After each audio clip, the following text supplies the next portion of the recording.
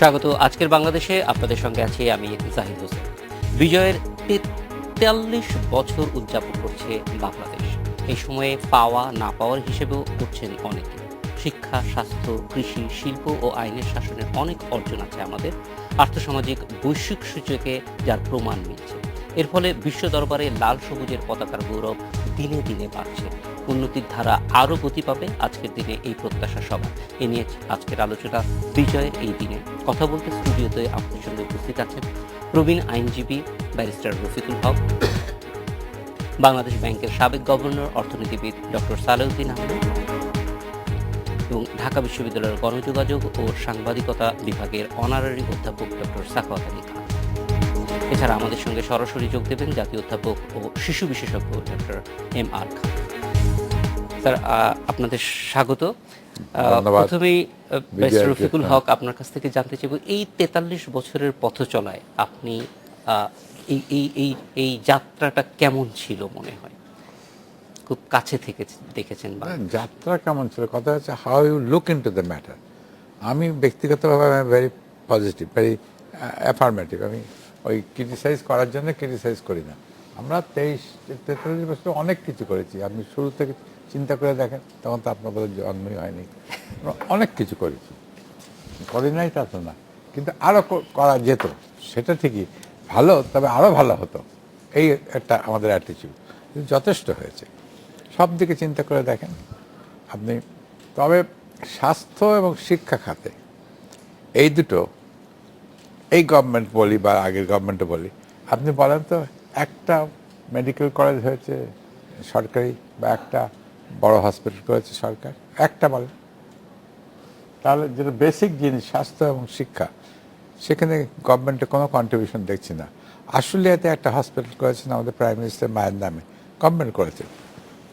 আজ 2 বছর ধরে প্রচুর প্রচুর বিরাট এরিয়া নিয়ে করেছে, ওই রকম পড়ে আছে। কোনোদিন লেখা থাকে যে অমুক দিন থেকে রুগী ভর্তি করা হবে, হতে হতে এখনও চলছে। আর 2 বছর ওখান থেকে ঠিক 4 মাইল দূরে আমি হসপিটাল করেছি, চন্দা হসপিটাল, আমার ওয়াইফের নামে।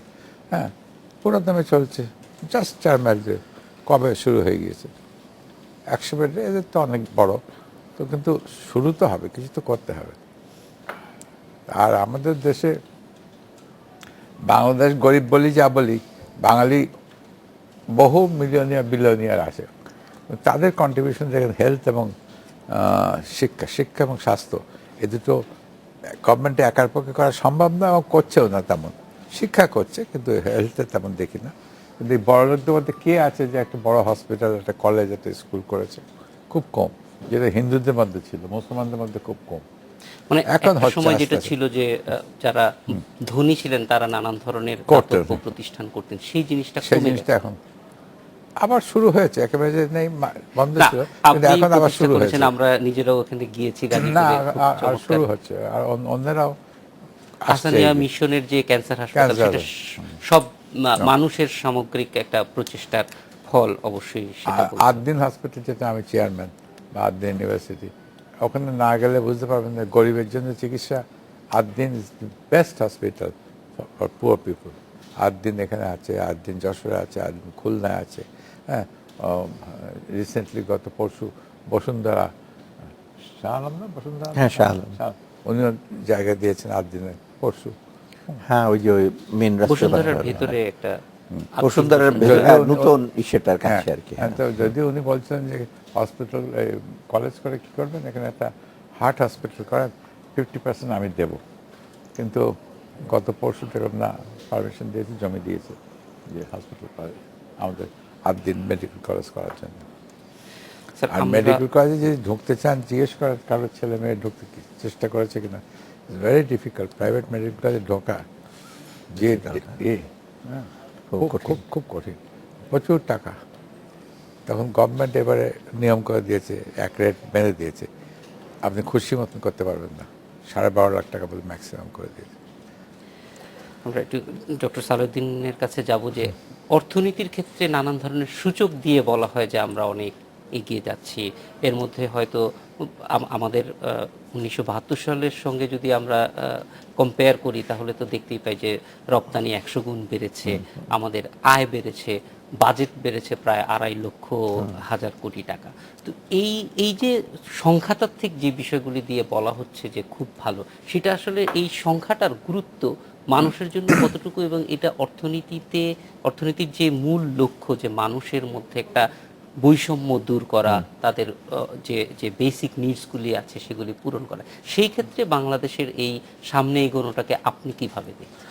না, প্রথমেই যেটা বাংলাদেশ কিন্তু শুরু হয়েছিল বাংলাদেশের আন্দোলন কিন্তু প্রথমে অর্থনৈতিক স্বাধিকার হিসেবে, মানে স্বাধীনতা কিন্তু পরে এসে, 6 পয়েন্টটা পরে এসে কিন্তু অনেক আগে আপনার যারা অর্থনীতিবিদরা পাকিস্তান ইকোনমিক অ্যাসোসিয়েশনের একটা লাহোরে মিটিং হয়েছিল, যেখানে আর্থিক বৈষম্য নিয়ে কথা বলছে, রেহমান সাহেব ছিলেন, ডক্টর হানিসুর রহমান, তো জানেন ওখানে তখন থেকেই ডক্টর হুদা এসে করেছেন, এবং তখন থেকে শুরু হয়েছে আর্থিক বৈষম্যটা, যে আমাদের পাটের টাকা দিয়ে ওরা ঋণ শোধ করছে বাইরে, মানে সমস্ত কিছু হচ্ছে আর কি। এটা যাই হোক, তখন থেকে আস্তে আস্তে এটাকে ওই অর্থনৈতিক বৈষম্য দূর করতে রাজনৈতিক ইস্যু দরকার। তারপরে 6 পয়েন্ট যেটা আসছে সেটা এটা ন্যাচারালি, এবং সেটা প্ল্যাটফর্মে বাংলাদেশ আসছে। অর্থনৈতিক দিক দিয়ে যদি আমি দেখি সার্বিকভাবে 43 বছর পর থেকে বাংলাদেশের অর্জনটা, যেটা আগে বেশ রাসূলুল্লাহ সাহেব বললেন, অত্যন্ত ইতিবাচক, সন্তোষজনক আমি বলবো। কারণ আপনার 43 বছর আগে লোকসংখ্যা ছিল 5.5 কোটি, 5 কোটি 5.5 কোটি, এখন 16 কোটি। এখানে প্রথমেই আপনি দেখেন আমাদের খাদ্যের ব্যাপারটা, এত বড় বিশাল জনগোষ্ঠীকে খাদ্যের স্বয়ংপূর্ণের বিরাট ব্যাপার, কিন্তু একেবারে এখন একেবারে ক্ষুধা ইসেতে মারা যাচ্ছে এমন আপনি শুনবেন না, তাই না? এটা একটা বড়, এবং এটা চ্যালেঞ্জটা কিন্তু নিয়েছে আমাদের সাধারণ কৃষকরা আর কি। সরকার করেছে কিন্তু আসলে সেটা করেছে কৃষিখাতে, এটা একটা দারুণ একটা বিপ্লব আমি বলবো ঘটেছে, এটা একটা অনস্বীকার্য। দ্বিতীয়ত এদিকে ব্যবসায় হচ্ছে গার্মেন্টস ইন্ডাস্ট্রি, হ্যাঁ সেটা আছে, রফতানি যেটা বললেন স্যার 3 গুণ উৎপাদন বেড়েছে গত 40 বছর। হ্যাঁ, তারপর রফতানি যেটা বললেন সেটার সাথে রফতানি অনেক ভালো করছে গার্মেন্ট, এবং এখনো আপনার অন্য যেসব রফতানি হচ্ছে সিরামিক্স, তারপরে আপনার রাবার প্রোডাক্ট, তারপর প্লাস্টিক প্রোডাক্ট, এটা কিন্তু অনেক বেড়েছে। এবং রফতানি কিন্তু আমাদের একটা বড় একটা অংশ আরএমজি থেকে, যেটা আমাদের বৈদেশিক মুদ্রা, যেটা সূচক যেটা বললেন, যে যেটা সামষ্টিক সূচক অত্যন্ত ভালো সেটাতে। তারপরে আপনার দেখেন আপনার যেটা সবচেয়ে এসে হয়েছে আপনার আমাদের রেমিটেন্স, বাইরে গেছে লোকজন এবং প্রচুর আয় করছে, এটা তো একটা আপনার কর্মসংস্থান। সব দিকে যদি দেখেন, আর আরেকটা জিনিস আপনি লক্ষ্য করার মতো, গ্রামীণ অবকাঠামো, শহরেরটা বাদ দেন, গ্রামীণ অবকাঠামো, আপনি ঢাকা থেকে শ্রীনগর যেতে আগে 12-14 ঘন্টা, সেদিনেই আলাপ করেছে আমাদের সচিবের সাথে, ওনার বাড়িতে যেতে 12 ঘন্টা লাগতো ঢাকা থেকে, নদী পার হয়ে কেরানীগঞ্জ থেকে ভাস। এখন দেখেন সব জায়গায় মোটামুটি অত্যন্ত ভালো, এটা পজিটিভ দিক আর কি গ্রামীণ অবকাঠামো। সেই দিকটা দেখলে তারপরে একটা বিশেষ দিক হলো উন্নয়নে আস্তে আস্তে কিন্তু আমরা যে বেসরকারি উদ্যোগে যে আপনার ব্যবসা বাণিজ্য, বেসরকারি উদ্যোক্তা সৃষ্টি হয়েছে, এটা কিন্তু একটা পজিটিভ দিক। আপনার অর্থনৈতিক উন্নতি করলে সরকার কিন্তু ব্যবসা বাণিজ্য বা সরকার আর কি পথের বাধাটা দূর করে দেবে, সরকার একটা এনেবলিং এনভায়রনমেন্ট তৈরি করবে। এটা দেখেন ক্ষুদ্র ঋণ থেকে শুরু করি, ছোট ছোট যে আপনার মহিলাদের যে আপনার ক্ষমতায়ন হলো, সেটা তারপরে আপনি দেখেন বড় বড় ব্যবসায়ী অনেক হয়েছে। এবং এই যে উদ্যোগটা, মানে আমি বলি যে উদ্যোগটা সৃষ্টি করেছে, যেটা এখন ডিপেন্ডেন্ট আমাদের রফতানি না, আমরা কিন্তু এখন ইম্পোর্ট সাবস্টিটিউশন অনেক ইন্ডাস্ট্রি আছে, যেগুলো আগে ইম্পোর্ট করতে আমরা এখানে তৈরি করছি। ইম্পোর্ট করা মানে foreign exchange save, which is as good as export. হ্যাঁ, ওইটা কিন্তু অনেকে ভাবে যে ইম্পোর্ট সাবস্টিটিউশনের কোনো ইসে নাই, অনেক সময় ট্যাক্সের সময় বলেছে, এটা অনেকটা পজিটিভ। সেই সার্বিকভাবে ধরলে কিন্তু আমাদের অর্থনৈতিক উন্নতি, আমি পরে আসছি, সূচকগুলির চেয়ে বেশি হলো কোয়ালিটেটিভ, গুণগত দিক।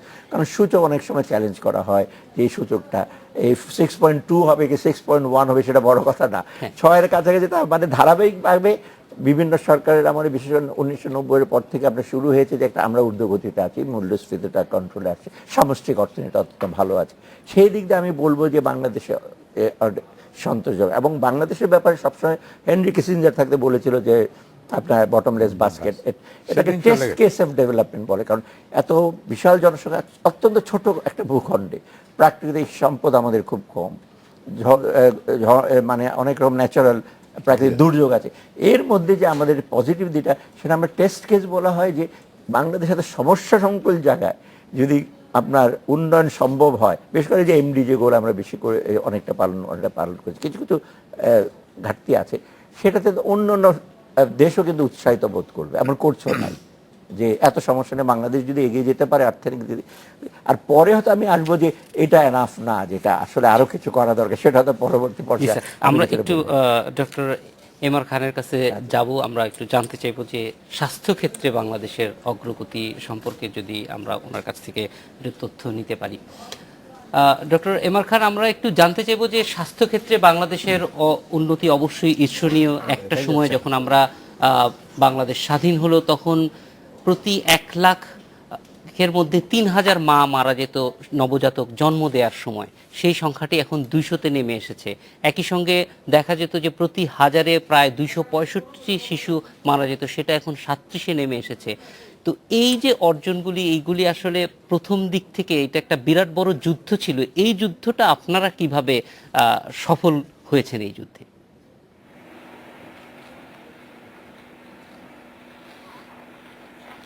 আমরা যেটা দেখছি যে শিশুদের মৃত্যু এটা অনেক কমে গেছে, কারণ একটা ইমিউনাইজেশন, টিকা দেওয়া। আপনারা জানেন বোধহয় আমরা 27শে মার্চ থেকে এই দেশ পোলিও ফ্রি। সুতরাং এই যে অর্জন সাউথ ইস্ট এশিয়া রিজিয়নের আরও কয়েকটা কান্ট্রির সঙ্গে, এটা একটা বিরাট অর্জন। এবং এই পোলিওর সাথে সাথে diphtheria, whooping cup, tetanus, hepatitis, তারপরে যেরকম রিসেন্টলি যেটা হয়েছে এমআর ভ্যাকসিন, এই রুবেলা ভ্যাকসিন দিয়ে যদি মাকে মেয়েদেরকে দেওয়া হয়, তাহলে বাচ্চার heart disease 5,000 congenital heart disease এটা কমে যাবে। এরই সাথে সাথে কানের প্রবলেম, মাথার প্রবলেম, চোখের প্রবলেম সবগুলি কমে যাবে। সুতরাং ভ্যাকসিনেশন দিক থেকে আমাদের দেশে ঈর্ষণীয় সাফল্য। এবং শুধু তাই না, এইসব দামি দামি ভ্যাকসিনগুলো আমরা কিন্তু বিনা পয়সায় সরকার দিচ্ছেন, এইটা ইন্টারেস্টিং। এবং রিসেন্টলি নিউমোকক্কাল ভ্যাকসিন যোগ হয়ে গেছে, এটা অল্প কিছু দিনের মধ্যে চালু হবে। এর জন্য নিউমোনিয়াও অনেক কমে যাবে।